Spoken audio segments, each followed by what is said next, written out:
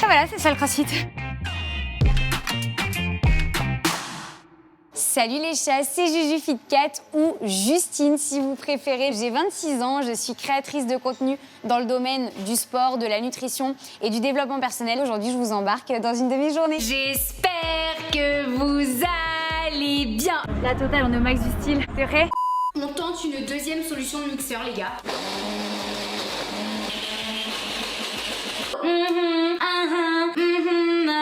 Non. Évidemment, les chats, vous vous en doutez bien, même quand je viens en déplacement à Paris, je trouve toujours un petit moment, histoire de faire un petit entraînement des familles. Je vous propose de démarrer le training.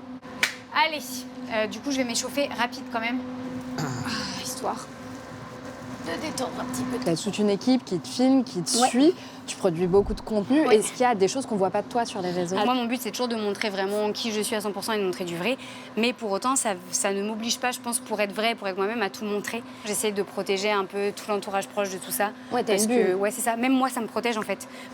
Ça, c'est une 15, je pense, hein. Et c'est quoi tes autres passions en dehors du sport? J'ai une petite passion, c'est le chant. J'aime beaucoup chanter. Il y a eu quelques clips. Voilà, il y a eu quelques clips.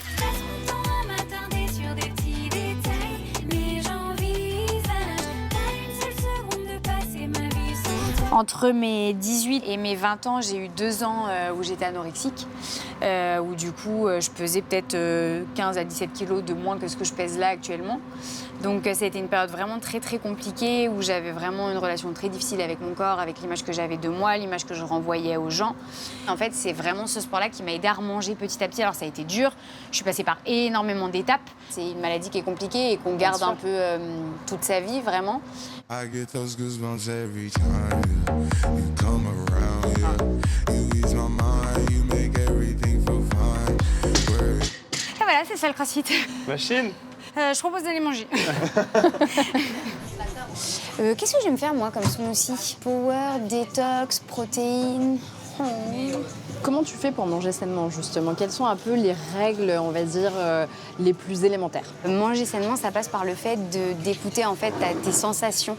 C'est hyper dur d'ailleurs de retrouver les vraies sensations parce que notamment quand on a fait de l'anorexie, qu'on a eu des TCA et tout, réapprendre à s'écouter, c'est très très compliqué. Du coup, je vais te prendre l'avocado grenade. Est-ce que c'est possible avec 2 œufs? Tu parles de ton anorexie, tu parles des étapes par lesquelles tu es passée, t'en parles d'ailleurs assez librement. T'en Ouais. es où avec tout ça? On va dire j'en suis réellement sortie, je dirais, à l'âge de peut-être 23 ans. Je mangeais plus rien du tout, c'est-à-dire je mangeais des feuilles de salade et peut-être une pomme dans la journée. Ouais, tu t'es mise en danger. Voilà. Et au début, rien que des fruits, ça fait paniquer.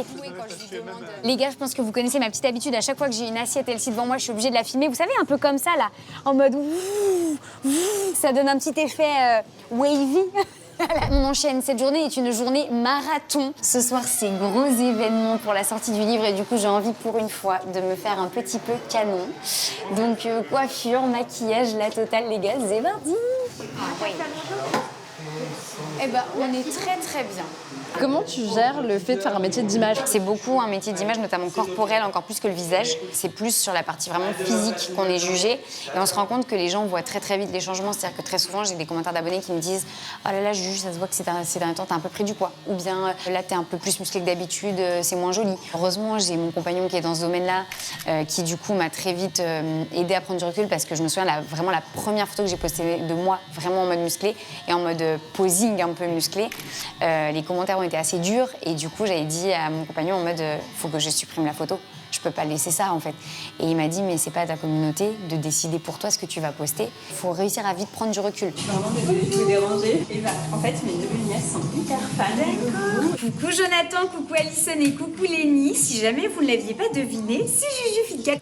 Génial. beaucoup, c'est adorable. Merci beaucoup, c'est gentil. J'ai eu des remarques de gens qui me disaient mais je comprends pas Juju, t'es vachement dans le côté donc belle au naturel et tout. Et puis des fois on te voit maquillée. Le message c'est plus dire d'abord tu t'aimes comme t'es. Au quotidien, il faut que tu t'aimes comme t'es, mais tu as le droit d'avoir envie de te pimper. En fait, à partir du moment où, pour moi, quand t'enlèves tout ça, tu t'aimes tout autant que quand t'as ces choses-là, t'as tout gagné. C'est que là, c'est bon, le message, il est passé, le bel au naturel, on y est. Let's go! Je vais aller me mettre à mon poste de travail. Allez, on va commencer par Darko. Pourquoi ce livre s'appelle Sans filtre? Parce que l'idée, c'était que les gens, en fait, me retrouvent à 100% moi dans le livre.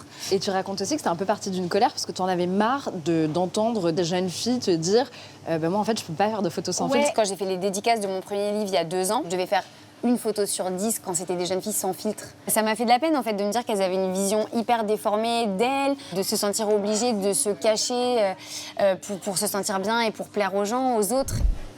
Ah oui, c'est Juju 2.0. Ah ouais, c'est bien ta femme.